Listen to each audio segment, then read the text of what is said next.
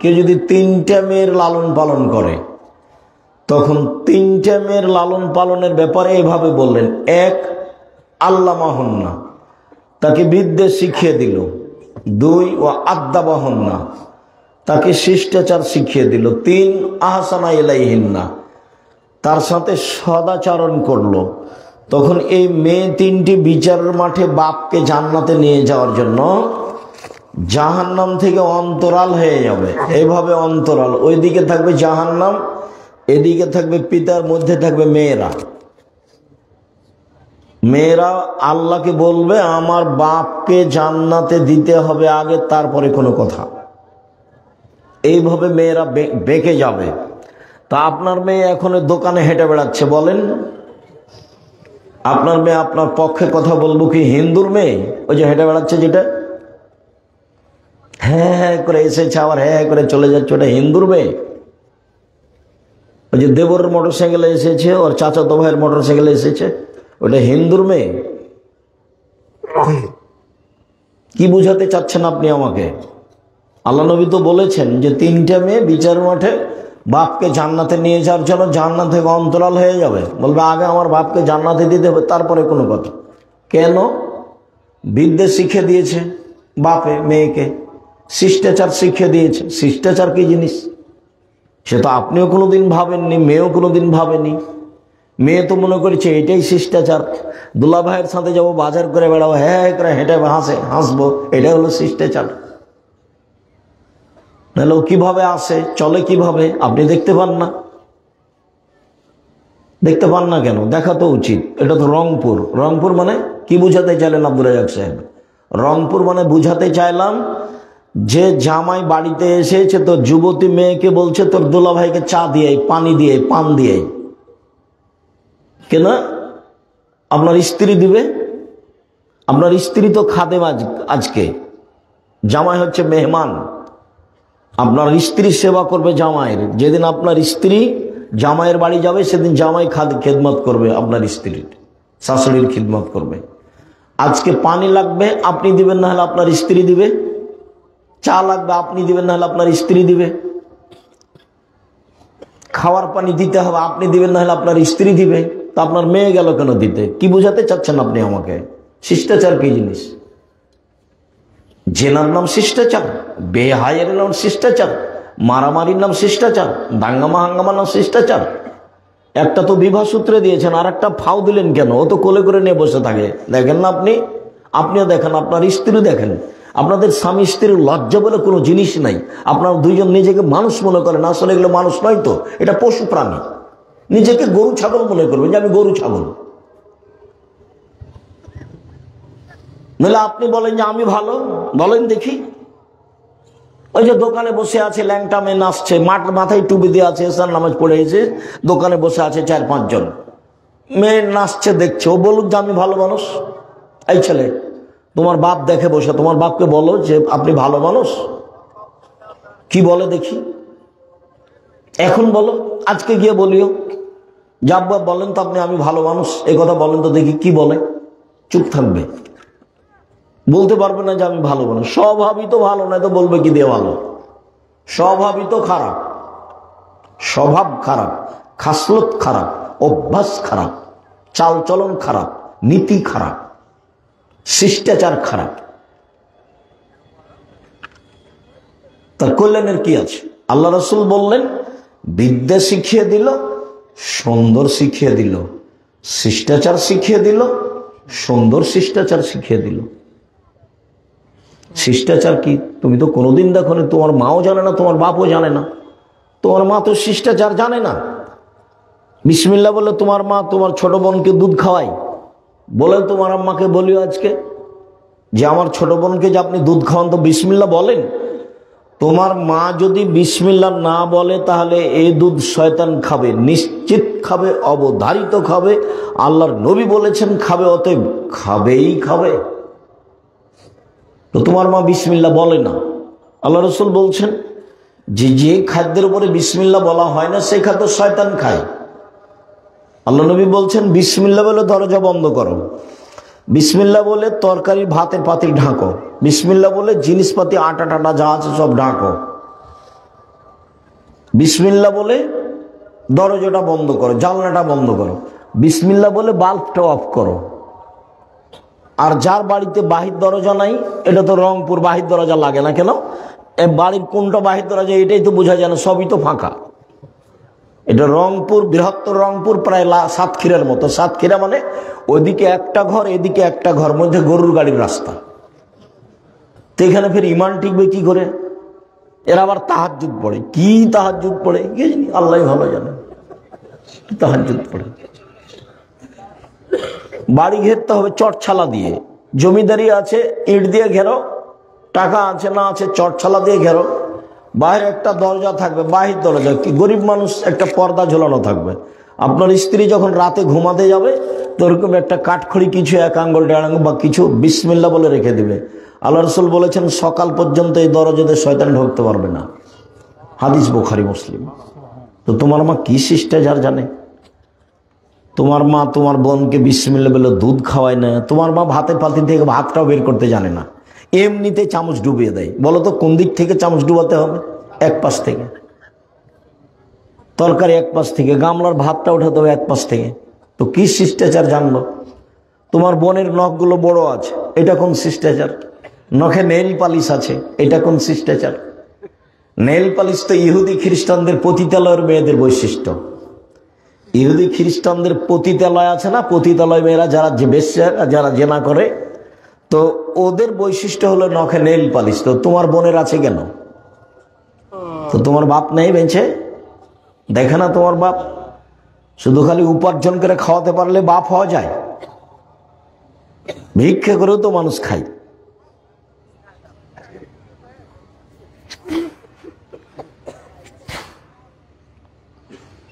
বাপ মা মানে পাহারাদার। আল্লাহ রসুল তো শক্ত করে বলেছেন, মা হলো, মা মানে বিদ্যা শিখিয়ে দিবে, সুন্দর বিদ্যা শিখিয়ে দিবে, শিষ্টাচার শিখিয়ে দিবে, ছেলে মেয়েকে পরিপাটি করে রাখবে, পাহারা দিবে। তো কি পাহারা দিল? কি পাহারা দিল? সম্মানিত দিনী ভাই বোন, আল্লাহ তাআলা বলেন, মুহাম্মদ সাল্লাল্লাহু আলাইহি সাল্লাম আপনি মহিলাদের বলে দেন তারা যেন চক্ষু নিচু করে চলে, ওরা যেন গায়ে কাপড় দিয়ে চলে, ওরা যেন ওদের সৌন্দর্যকে ঢেকে রাখে। আল্লাহ বলছেন, অকারনা ফি বুয়ুতিকুন্না ওয়ালা তাবাররাজনা তাবারুজাল জাহিলিয়াতিল উলা। হে মুসলিম মহিলা, তোমরা বাড়িতে থাকো। বন্যতার যুগে, বর্বরতার যুগে, অসভ্যতার যুগে নারীরা যেভাবে প্রদর্শনী দিয়ে রাস্তাঘাটে চলতো সেভাবে চলো না। মানে এখন যেভাবে মেয়েরা চলছে রাস্তাঘাটে, এইভাবে জাহিলিয়াতের যুগে চলতো। মানে আমাদের নবী আসার পূর্বে। ওটাকে বলা হয়েছে মূর্খতার যুগ, জাহিলিয়াতের যুগ, বন্যতার যুগ, বর্বরতার যুগ, অসভ্যতার যুগ। তো এইটা তো পল্লী এলাকা। তো তোমার বোন বাজারে যাই কেন? কেন যাবে? তুমি মরেছ, তোমার ভাই মরেছে, তোমার বাপ মরেছে, তোমার বোন বাজারে গেল কেন? আপনি মহিলা মানুষ, আপনি বাজারে গেলেন কেন? আপনার দেবর নেই, আপনার ভাসুর নেই, আপনার শ্বশুর নেই, আপনার বাপ নেই, আপনার বোনের ছেলে নেই, আপনার ভাইয়ের ছেলে নেই, এরা কি সবাই মরে গেছে? তাই আপনি বাজারে গেলেন, ভ্যানিটি ব্যাগ হাতে করে সরম হয়ে গেল। এটা কিসের ব্যাগ? অত শয়তান থাকে? কি দেখাতে চান? ওগুলো আপনার ভাই দেখে না, আপনার বাপ দেখে না? কই আমরা তো বাজারে যাই না, আমরা মরে গেছি।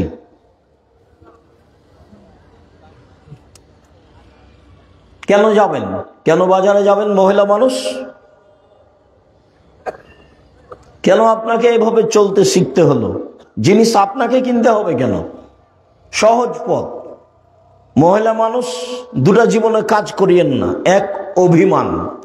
অভিমান করেছেন মানে সংসার ধ্বংস হয়ে গেছে। প্রতিবাদ, প্রতিবাদ করবেন না, করলেন মানে সংসার ধ্বংস হয়ে গেছে। আব্দুল রাজ্জাক সাহেব, অভিমান মানে কি? অভিমান মানে হলো এই যে তুমি আমাকে স্বপ্নপুরী দেখতে নিয়ে গেলে না, কোথায়? কক্সবাজার থেকে আসে দেখতে, আর রংপুরে আমার বাড়ি কাছে আছে, স্বপ্নপুরে একদিন দেখতে নিয়ে গেলে না, এর নাম অভিমান। একটা ভালো কাপড় দিলে না, যখনই একটু দেরি হবে তখন শয়তান বলবে সারাদিন ওই মহিলার পিছে লেগে থাকবে শয়তান। দেখলে তোর স্বামী কথা মানে না, এর আগেও বলেছিল দেয়নি, দেখলে কিছু তোমার স্বামী তোমাকে দেয় না, কোনোদিনই দেন। এভাবে শয়তান বলতে বলতে বলতে এমন সারা রাত আর তাকে ঘুমাতে দিবে না। সকালবেলাতে বলবে তোর সংসার আমি থাকবো না। তো বললাম ঠিক আছে থাকিস না, যা। তো বলছি এখনই তালাক দিয়ে দে। আচ্ছা দিচ্ছি, তো এক্ষুনি তালাক দে। আগে তখন তালাক দিয়েছে 1 তালাক 2 তালাক 3 তালাক 1000 তালাক। তো যেমন তালাক দেওয়া হয়েছে তেমন শয়তান আর নেই, চলে গেছে। এখন ধরা পড়ে গেছে, ছেলে মেয়ে তো 3টে। তো এখন আর কি হবে? এখন তো কঠিন অবস্থা। বেগুনের গাছে বেগুন তুলে খাওয়া যায়, মোলা তুলে খেলে গাছটাই শেষ। তালাক দিলে বউ শেষ। দুটা কিছু গালি দাও, মারা বকা ভালো, কিন্তু তালাক মুখ দিয়ে বের করলেই তালাক হয়ে যাবে। ইচ্ছায় বললেও হবে, অনিচ্ছা বললেও হবে, জিদ করে বললেও হবে, তৎ করে বললেও হবে, হাসি মজাক করে বললেও হবে। তালাক তালাকি। আল্লাহ রাসূল বলছেন জিদ্দুহু না জিদ্দুন সালাম হাজলাহু না জিদ্দুন। 3টা জিনিসের চূড়ান্ত চূড়ান্ত, তৎ ও চূড়ান্ত, মজাক ও চূড়ান্ত। সেটা হলো, একটা হলো তালাক, একটা হলো বিবাহ, একটা হলো আজাদ, মুক্ত করা। অকারনা ফি বইউতে কুলনাওয়ালা তাবাররাজনা তাবারুজাল জাহিলিয়াতুল উলা। মহিলারা তোমরা বাড়িতে থাকবে, এটা আল্লাহর আদেশ। বন্যতার যুগে, বর্বরতার যুগে, অসভ্যতার যুগে যেভাবে চলতে, এখন যেভাবে দেখছে, দিল্লি দেখতে পাচ্ছেন রংপুর বাজারে, আপনার ওই আরো যে আশেপাশে যেগুলো বাজার আছে সেগুলোতে। তা আমার তো সন্দেহ হয় যে আসলে এসব কি হিন্দুর মেয়ে না আসলে মুসলমানের মেয়ে। সম্মানিত দিনী ভাই বোন, আল্লাহ তাআলা বলেন ইয়া আইয়ুহান নবী কুল্লি আজওয়াজিকা ওয়া বানাতিকা নিসাইল মুমিনিনা ইদনিনা আলাইহিন্না মিন জালাবিবিহিন্না। মুহাম্মদ সাল্লাল্লাহু আলাইহি সাল্লাম আপনি আপনার মেয়েদেরকে, জনগণের স্ত্রীদেরকে, মহিলাদেরকে বলে দেন, তারা যখন বাড়ি থেকে বের হবে, প্রয়োজনে যদি বের হয়, তাহলে সে যেন মুখের উপরে কাপড় ঝুলিয়ে পর্দা করে বের হয়। তো শাড়ি পরলে পর্দা থাকে? এই ছেলে,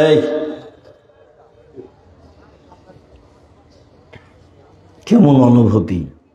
দূর থেকে চিৎকার করে বলছে, একটা জিনিস দিচ্ছে তো চিৎকার করে বলছে যে নাও। কি অনুভূতি!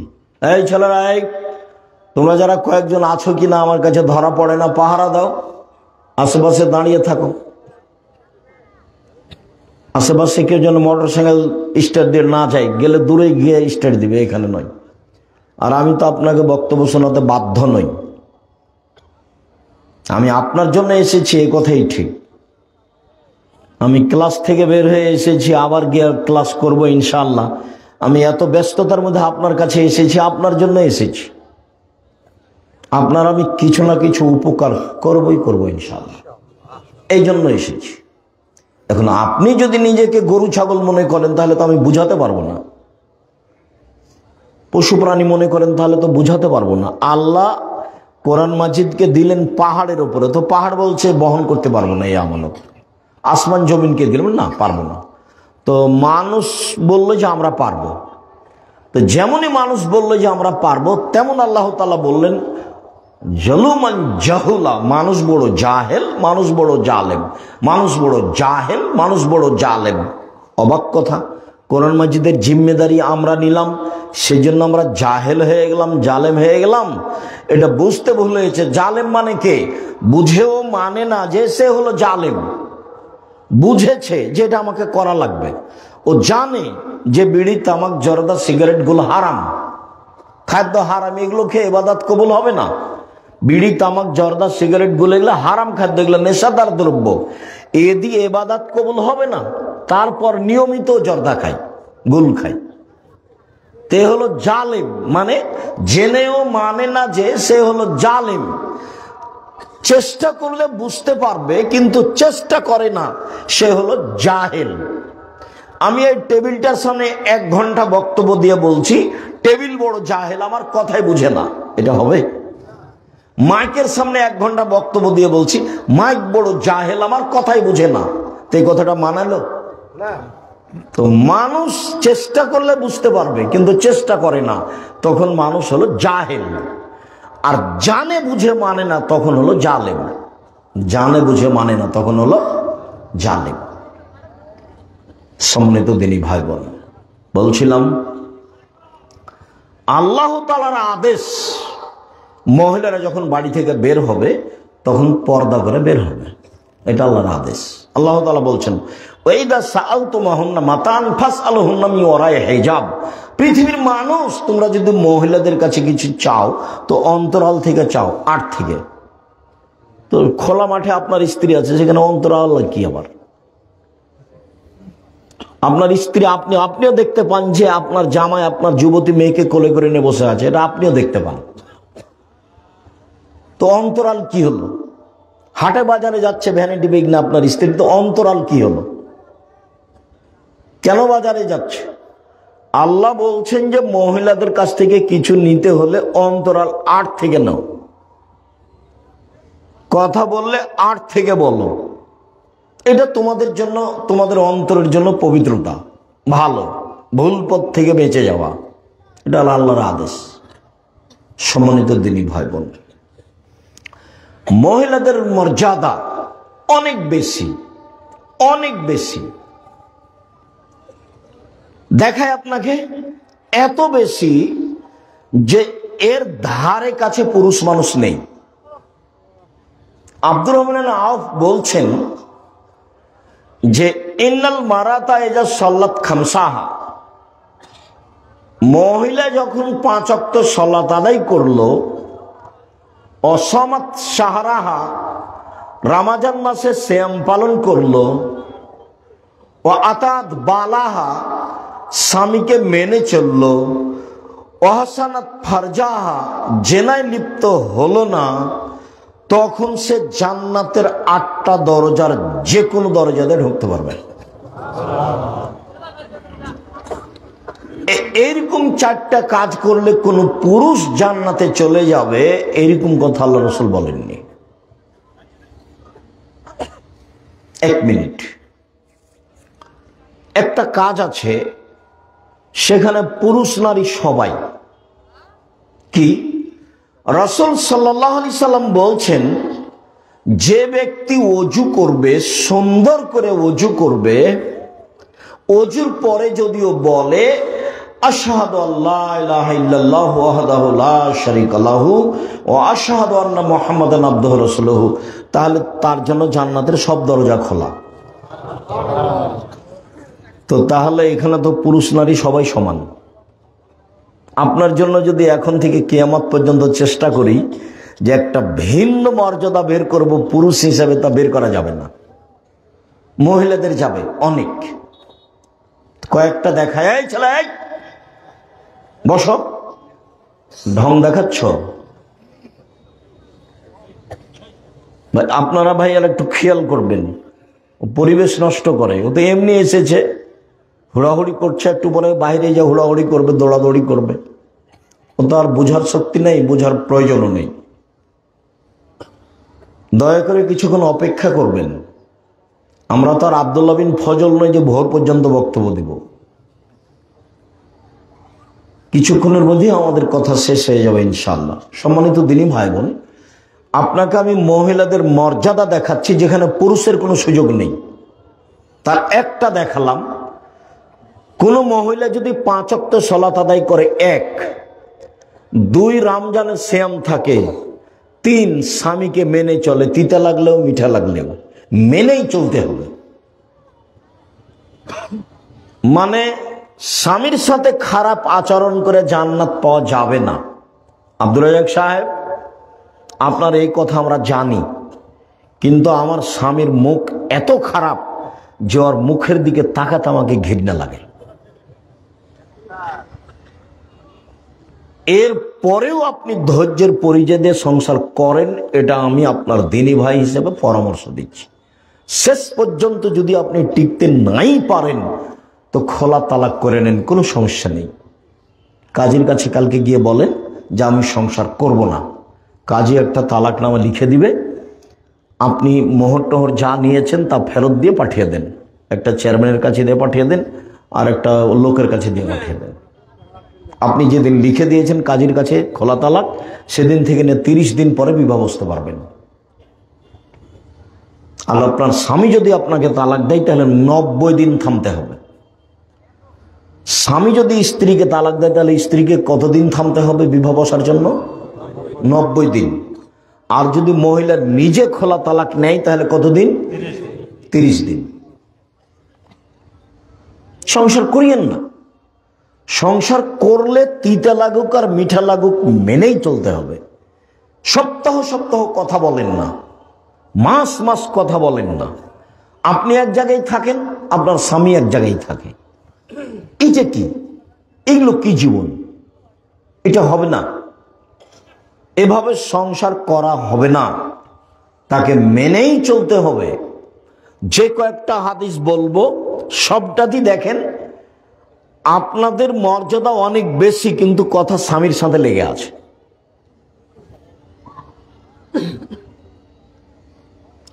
1 5 ওয়াক্ত সালাত, 2 রমজানের সিয়াম রোজা, 3 স্বামীকে মেনে চলা, 4 জেনা লিপ্ত না হওয়া। কোন সময় যদি জেনা ঘটে গিয়ে থাকে তাহলে আজ থেকে বন্ধ, তোবা করতে হবে। তাহলে কয়েকটা জিনিস হবে। 1, যে কোনো বিপদ থেকে আল্লাহ বাঁচিয়ে দিবেন জেনা বন্ধ করতে পারলে। প্রমাণ তো অনেক বড় কথা হলো। প্রমাণ আপনিও জানেন, খালি বললেই ধরা পড়বে।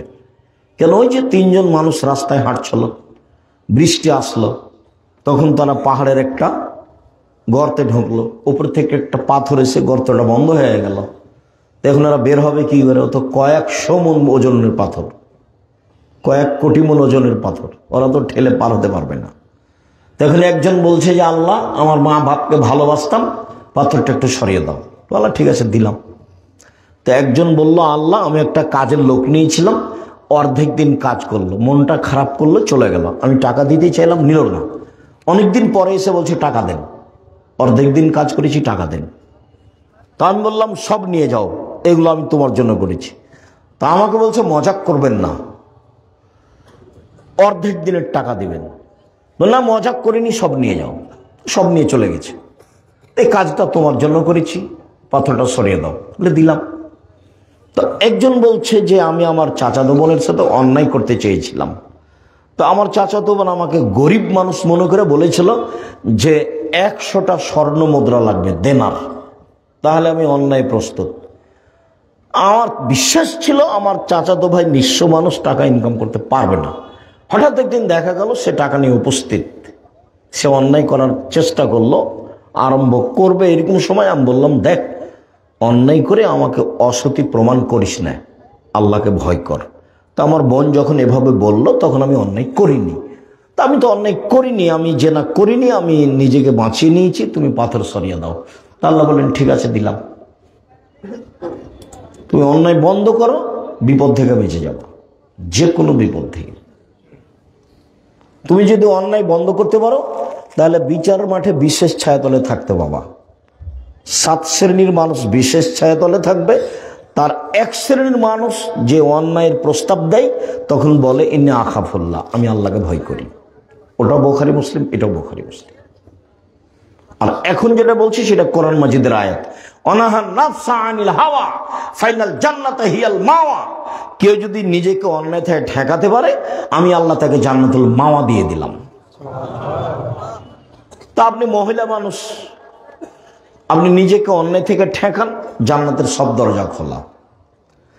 আর পরে যেটা বললাম যে ওযু করার পরে এই দোয়া পড়লে জান্নাতের সব দরজা খোলা, এটা পুরুষও সুযোগ পাবে, মহিলাও সুযোগ পাবে, সমান সমান। মহিলাদের ভিন্ন মর্যাদা। রাসূল সাল্লাল্লাহু আলাইহি সাল্লাম বলছেন, পৃথিবীর মানুষ শুনে রেখো, খাইরুন নিসা, সবচেয়ে ভালো মহিলা কে? তো ভালো বলতে গিয়ে মানে জান্নাতে যাবে কারা? 1 নবী, নবী জান্নাতে যাবেন। 2 সিদ্দিক, সত্যবাদী জান্নাতে যাবে। 3 শহীদ, শহীদ জান্নাতে যাবে। 4 নিসা, আহলুন নিসা ও নিসা মিন আহলিল জান্নাহ, মহিলারা জান্নাতে যাবে। মহিলারা জান্নাতে যাবে বলে আল্লাহ রাসূল চুপ হলেন না, আর একটু বললেন। সেটা হলো এক, আল অদুদ, স্বামীর সাথে প্রেম বিনিময় ভালোবাসায় আগ্রহী যারা। দুই, বেশি সন্তান দিতে পারে যারা। তিন, আল আউদ, কোন সময় স্বামী মন খারাপ করলে হাত ধরে বলে, যতক্ষণ পর্যন্ত তুমি খুশি না হবা ততক্ষণ পর্যন্ত আমি কোনো কিছু খাবো না। এই নারী জান্নাতি নারী। এক, নবী জান্নাতে যাবে, তো ওখানে তো আমরা নেই। দুই, সিদ্দিক জান্নাতে যাবে, সত্যবাদী। আমরা তো সারাদিনে কত যে মিথ্যা বলছি। তিন, শহীদ। শহীদ তো শহীদই, আপনি যাকে শহীদ বলছেন এটা নয়, শহীদ জান্নাতে যাবে। চার, নিসাউ মিন আহলিল জান্নাহ, মহিলারাও জান্নাতে যাবে। আপনার তো সিরিয়াল আসলো না, কই আপনি? আপনার কোনো মর্যাদা ভিন্নভাবে নেই। মহিলারা জান্নাতে যাবে। মহিলারা জান্নাতে যাবে বলে আল্লাহ রাসূল তিনটা কথা বললেন। এক, স্বামীর সাথে ভালোভাবে চাল চলনে থাকে যারা। দুই, বেশি সন্তান দেয় যারা। ভুলেও কোনোদিন একটা বা দুইটা সন্তান নিয়ে নিজেকে মনে করবেন না যে আর সন্তান লাগবে না। সন্তান কম হলে ইহকালও লস, সন্তান কম হলে পরকালে লস। সন্তান কম হলে ইহকালে লস মানে টাকা পয়সা কম হবে, ছেলে মেয়ে বেশি হবে, উপার্জন বেশি হবে। ছেলে মেয়ে কম হলে পরকালে লস কি? একটাই তো ছেলে, কয়টা মরে আর কয়টা থাকে? আল্লাহ রাসূল বলেছেন যদি কারো দুইটা ছেলে মেয়ে মারা যায় ছোট অবস্থায়, তো এই ছেলে মেয়ে বাপকে মাকে জান্নাতে নিয়ে যাবেই, একটা হলেও হবে। তো আপনার ছেলে মেয়ে মাত্র একটা বা দুইটা, কয়টা মরে আর কয়টা থাকে? আপনারা দেখেন হয় 10 ভাই বোন আছেন, নাহলে 8 ভাই বোন আছে, দেখবেন যে দুজন মারা গেছে। এই জন্য ছেলে মেয়ে কম হলে ইহকালে লস, পরকালে লস। বাচ্চা দিতে বেশি পারে যে। তিন, স্বামী রাগ করলে হাত ধরে ক্ষমা নেয় যে। এই হলো জান্নাতি নারী। চলেন, রাসূল সাল্লাল্লাহু আলাইহি সাল্লাম বলেন, মান আলা জারিয়াতাইনে, কেউ যদি দুইটা মেয়ের লালন পালন করে তো সেই পিতা আর আমি জান্নাতে একসাথে থাকবো। এইভাবে আঙ্গুল দুটি যেমন জমা আছে। রাসূলের সাথে থাকার সুযোগ খুব কম, তবে একেবারেই সাথে থাকা যাবে। একসাথে মেয়ের লালন পালন করে যে, দুইটা মেয়ের। আর একটা পথ আছে, তবে এত পাশে নয়, সেটা হলো এই এতিম যদি কেউ লালন পালন করে তাহলে এইরকম একটু ফাঁকা। আর আরেকটা বলেছেন যে কেউ যদি সত্যবাদী ব্যবসায়ী হয়, সত্যবাদী যদি হয়, তাহলে নবীর সাথে জান্নাতে থাকতে পাবে। তখন কিন্তু এরকম বলেননি, বলেছেন যে সাথে থাকতে পাবে। আর আরেকটা বলেছেন কেউ যদি নিয়মিত তাহাজ্জুদ পড়ে, বেশি সিজদা করে, তাহলে নবীর সাথে থাকার সুযোগ হবে, তবে এরকম নয়। তাহলে এইভাবে থাকার সুযোগ কোথা থেকে আসলো? দুইটা মেয়ে লালন পালন করলে। 10টা ছেলেকে যদি মাস্টার ডিগ্রি পাস করান তো এক নেকিও হবে না। তো পড়াবো কেন? জন্ম দিয়েছেন এই জন্য, নইলে তো টোকাই হবে, মানুষের জিনিস চুরি করে খাবে। নইলে আপনার ছেলের খবর আপনি জানেন। আপনার ছেলে মেয়ে গার্মেন্টসে গেল কেন? আপনাকে তো আমি বলেছি ছেলে মেয়ে মানুষ করবেন শেষ চেষ্টা। কিভাবে করবেন? বাপের জমিদারি দিয়ে করেন। কিভাবে করবেন? ব্যবসা করে করেন। কিভাবে করবেন? দিন মজুরি করে করেন। কিভাবে করবেন?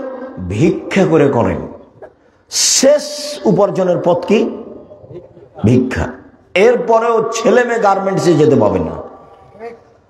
বাপ শেষ পর্যন্ত ছেলে মেয়েকে কিভাবে পড়াবে? ভিক্ষা করে। আল্লাহ রাসূল আদেশ করছেন, আনফিক আলাইয়ালিক মিন তাওলিক, তুমি তোমার উপার্জিত সম্পদ তোমার ছেলে মেয়ের পিছনে খরচ করো। কি বলতে চাচ্ছেন? আমি আপনার কথাতে খুব কষ্ট পাই। আপনি ছেলে মেয়েকে যেভাবে মানুষ করতে চেয়েছেন সেভাবে আপনার উদ্দেশ্য ভালো হয়নি। আপনি বলছেন যে আমার ছেলেটার মেধা ভালো, ওকে একটা ডাক্তার বানাবো। তো প্রায় ডাক্তারই তো করে প্রতারক। ওই কোম্পানির ওষুধ লিখে যে কোম্পানি তাকে টাকা দিয়েছে। বলছেন বড় ইঞ্জিনিয়ার বানাবো, তো প্রায় ইঞ্জিনিয়ার তো চোর। তো আপনি এটা কি করলেন?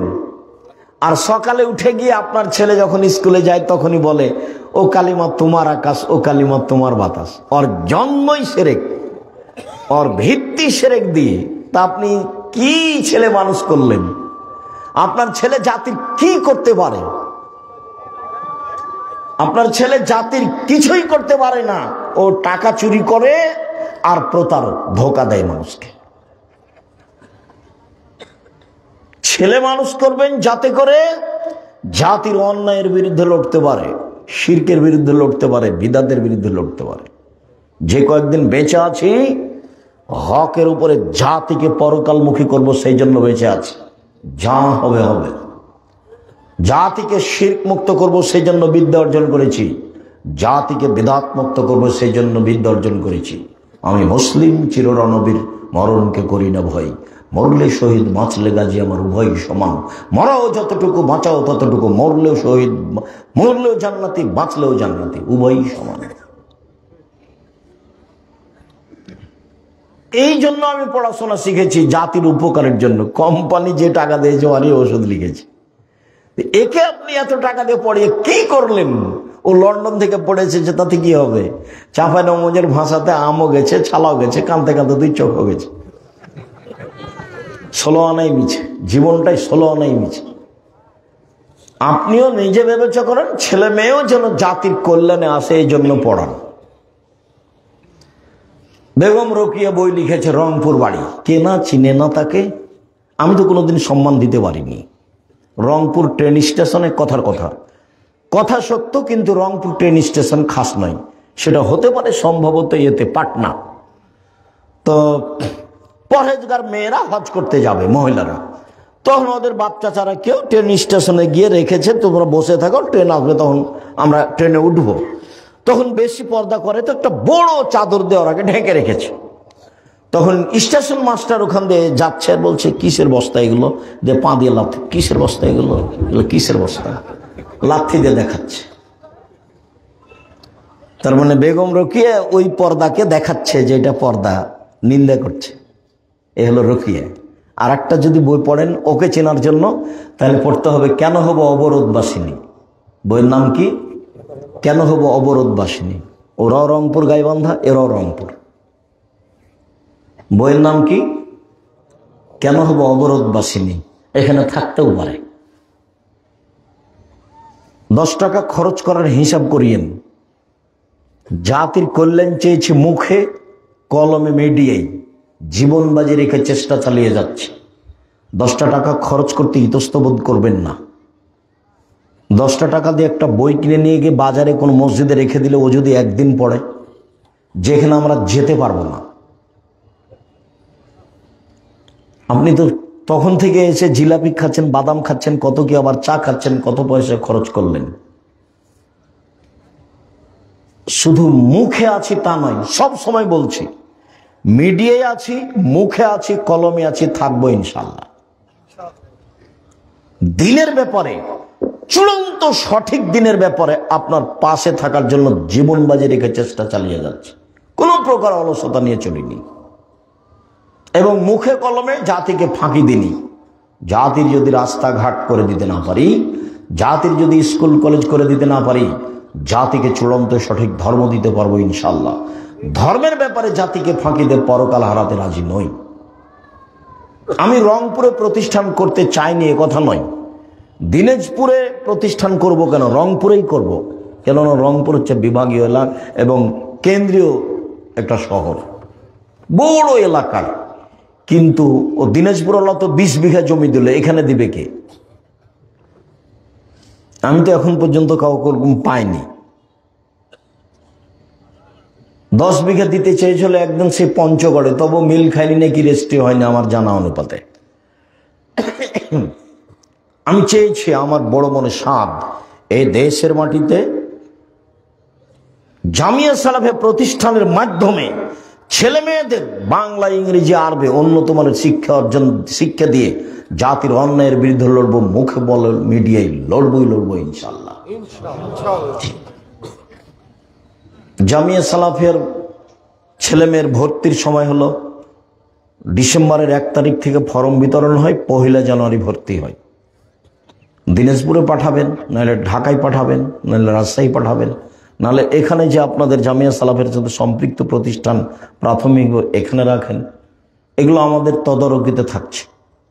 বই পুস্তক আব্দুল্লাহ লিখা বই আছে, আর উপস্থিত ফতোয়া যেটা মানে 1000 প্রায় ফতোয়া আমার তদন্তে, আমি ফতোয়া বোর্ডের পরিচালক হিসাবে 1000 ফতোয়া দিয়ে বই লেখা হয়েছে। আব্দুল্লাহর বই তো আছেই, আমাদের তো উপদেশ বই আছে। তার উপরন্ত নামাজ শিক্ষার ব্যাপারে আমি চেষ্টা করেছি। এত নামাজ শিক্ষা বই থাকার পরে লেখার প্রয়োজন ছিল না। এরপরে আমি কিছু ত্রুটি বুঝতে পারাই একবারে হাতে ধরে শিখে দেওয়ার মতো করে চেষ্টা করেছি। প্রচলিত সালাত বনাম রাসূল সাল্লাল্লাহু আলাইহি ওয়াসাল্লামের সালাত। সম্মানিত দিনী ভাই বোন, রাসূল সাল্লাল্লাহু আলাইহি ওয়াসাল্লাম মহিলাদের ব্যাপারে বলেন, পৃথিবীর মানুষ শুনে রেখো, তোমাদের উপরে মহিলাদের 5টি জিম্মেদারি রয়েছে। এরকম 5টা জিম্মেদারি পুরো মহিলাদের জন্য নেই, যেগুলো পুরুষের উপরে পালন করতে হবে, অথচ পুরুষের উপরে আছে। 1, যে মানের খাচ্ছেন স্ত্রীকে সে মানের খাওয়াবেন। আতে মামা তায়েমদা অক্সু হামাক্তা সাইতা, যে মানের কাপড় পরছেন সে মানের পরাবেন। 3, ওলা তুকাব্বে, কটু কথা বলবেন না, গালি দিবেন না, মারবেন না, কটু কথা বলবেন না। ভুলেও কখনো বলবেন না যে তোমার ঠোঁটটা কালো, ভুলেও কখনো বলবেন না যে তোমার রং কালো, ভুলেও কখনো বলবেন না যে তোমার স্বভাব খারাপ। এগুলো কথাতে কষ্ট পাই।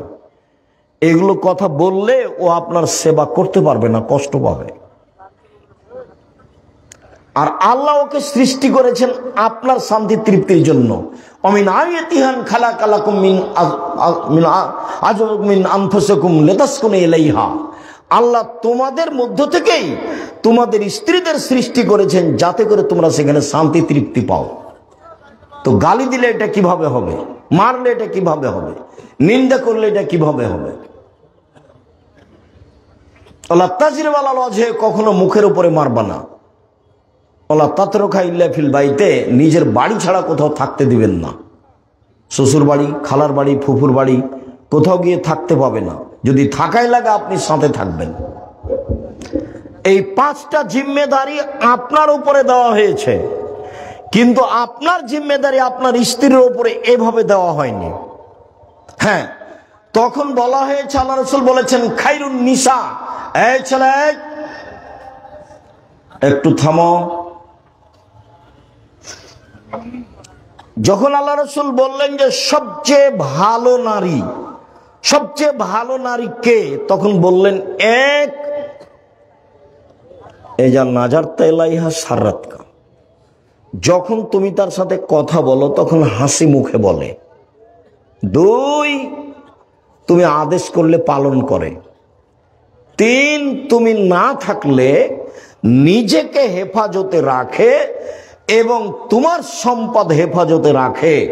এই 3টে গুণ আছে যার, সে হলো সবচেয়ে ভালো নারী। মনে থাকবে না? 1, স্বামীর সাথে কথা বললে হাসি মুখে বলে। 2, স্বামী আদেশ করলে পালন করে। 3, স্বামী বাড়িতে না থাকলে নিজেকে হেফাজতে রাখে এবং স্বামীর সম্পদ হেফাজতে রাখে। এই তিনটা গুণ আছে যার, সে হলো সবচেয়ে ভালো নারী। তখন শুধু আপনার জিম্মেদারি দেওয়া হলো যে আপনার সম্পদটা দেখাশোনা করবে ও। কিন্তু এই হাদিসে 5টা জিম্মেদারি আপনার উপরে চাপানো হয়েছে। 1, যে মানের খাবেন সে মানের খাওয়াবেন। 2, যে মানের পড়বেন সে মানের পড়াবেন। 3, কটু কথা বলতে পাবেন না। 4, মুখের মারতে পাবেন না। 5, নিজের বাড়ি ছাড়া কোথাও থাকতে দিবেন না। ওর মান সম্মান রক্ষা আপনাকে করতে হবে। বুখারী মুসলিমের এক হাদিসে এসেছে, রাসূল সাল্লাল্লাহু আলাইহি সাল্লাম বলেন, পৃথিবীর মানুষ, নারীদের ব্যাপারে সাবধান থাকো, নারীদের ব্যাপারে আল্লাহকে ভয় করো। কেন? তোমরা আল্লাহর নিরাপত্তাতেই তাদের বাড়িতে নিয়ে এসেছো। কোন সময় নিরাপত্তার ব্যাঘাত ঘটলে তোমরা আল্লাহর আমানতের নষ্ট করেছো, আল্লাহর আমানতের ক্ষতি করেছো। 2, ওয়াস্তাহলালতুম বিফুরুজিহিন্না বিকালিমাতিল্লাহ, আল্লাহর কালেমা দিয়ে তাদেরকে বৈধ করেছো। অতএব আল্লাহকে তাদের ব্যাপারে খুব ভয় করো, তাদের সাথে চলতে ফিরতে ভালো আচরণে সব সময় অটল মজবুত থেকো। কোনো সময় তোমার পক্ষ থেকে যেন তার উপরে মন্দ আচরণ না থাকে। তারপরে বলছেন, তোমার উপরেই রয়েছে ও আলাইকা, তোমার উপরে রয়েছে লাহুন্না কিসওয়াতুহুন্না রিজকুহুন্না, ওদের খাদ্যের ভার, ওদের পোশাকের ভার, ওদের খাদ্যের ভার, ওদের পোশাকের ভার তোমাকেই পালন করতে হবে। এগুলো সব জিম্মেদারি আপনার উপরে দেওয়া আছে তার মানে তাদের মর্যাদা যত বেশি, কোন পুরুষের কোনোভাবেই অত মর্যাদা কারোর উল্লেখ নেই। রাসূল সাল্লাল্লাহু আলাইহি সাল্লাম বলেছেন, আদ-দুনিয়া কুল্লুহা মাতা ওয়া খায়রু মাতাই দুনিয়াল মারাতুস সালেহা, সারা পৃথিবী সম্পদ, সবচেয়ে উত্তম সম্পদ হচ্ছে ভালো স্ত্রী। একটু দেখেন তো, সাওবান রাদিয়াল্লাহু তাআলা আনহু বলছেন যে, লাউ আলিমতু আইয়ু মালিন আফজাল ফানাত্তাখিযাহু, আমরা যদি জানতাম যে সবচেয়ে ভালো সম্পদ কোনটি, তাহলে আমরা সেটা গ্রহণ করতাম। আমরা যদি জানতাম সবচেয়ে ভালো সম্পদ কোনটি, তাহলে আমরা সেটা গ্রহণ করতাম। তখন আল্লাহ রাসূল বলছেন, শোনো, আফজালহু, সম্পদের সবচেয়ে ভালো সম্পদ হলো লিসানুন যাকির, ওই জিহ্বা, যেই জিহ্বা আল্লাহকে ডাকে, সুবহানাল্লাহ, আলহামদুলিল্লাহ, আল্লাহু আকবার বলে, সেই জিহ্বা হচ্ছে সঞ্চিত সম্পদ। 2, কালবুন শাকির, ওই অন্তর যে অল্পতেই সন্তুষ্ট, যেভাবে হোক না কেন, টাকা কম থাক বেশি থাক, আপনাকে আলহামদুলিল্লাহ বলতে হবে। 3, অজাওজাতুন মুমিনাতুন তুইনুহু আলা দীনিহি, ওই স্ত্রী সবচেয়ে দামি সম্পদ, যে স্ত্রী তার স্বামীকে দ্বীনের ব্যাপারে সহযোগিতা করতে পারে। সম্মানিত দ্বীনী ভাই বোন, আপনি রাত 12টায় এসেছেন, খানা পানি রেডি করে রাখলো, ভালো স্ত্রী নয়। রাত 12টায় আসলে আপনার খোঁজ খবর নিয়ে বলবে, আপনি আসেননি এই জন্য আমি খাইনি। আমি চাই না যে আপনি দেরি করে আসেন, আমি চাই এশার সালাতের পরে কোথাও থাকবেন না। কেন?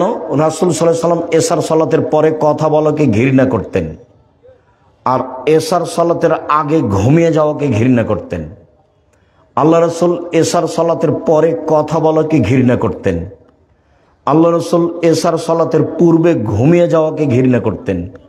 অতএব আমি আপনার স্ত্রী, আপনার সহযোগিতায় আছি, আপনাকে সম্মান করার জন্য দয়া করে ভবিষ্যতে আর কোনোদিন রাত 10টায় আসবেন না, 11টায় আসবেন না, এশার সালাত শেষে এসে চলে আসবেন বাড়ি। যা কথা আছে কাজ আছে পরের দিন হবে।